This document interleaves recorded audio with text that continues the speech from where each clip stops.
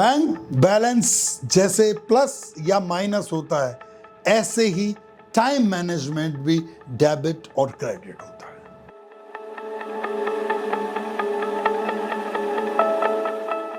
दोस्तों, कर लो समय मुट्ठी में जो हमारी टाइम मैनेजमेंट की सीरीज चल रही है, जिसमें पिछले एपिसोड नंबर 6 में मैंने आपको बताया था कि everybody has 24/7 means 168 hours in a week. इस 168 घंटे में जब आपने सेल्फ एनालिसिस किया होगा तो आपको पता लगा होगा कि सब एक्टिविटियों का सम करते हैं तो वीक में आपका बैलेंस क्रेडिट आता है या डेबिट आता है।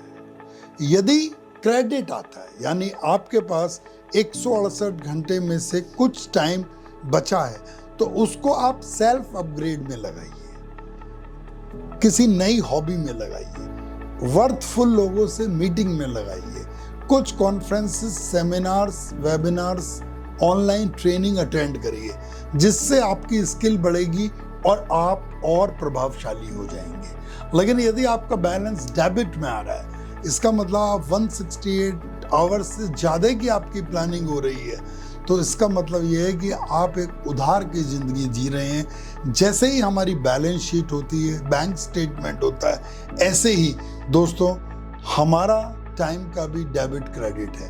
तो यदि आप ज़्यादा समय खर्च कर रहे हैं, इसका मतलब ये है कि आपको अपनी दिनचर्या में से कुछ शेड्यूल को रीसेट करना होगा, कुछ वेस्ट को हटाना होगा, कुछ चीज़ों को एडजस्ट करना होगा और तब आप जीरो की पोजीशन में आएंगे। पहले आप जीरो लाइए, फिर अगले एपिसोड में मैं बताने वाला हूं कि आप जो छोटी छोटी टाइम की बचत करेंगे उसको कहाँ इन्वेस्ट करना है।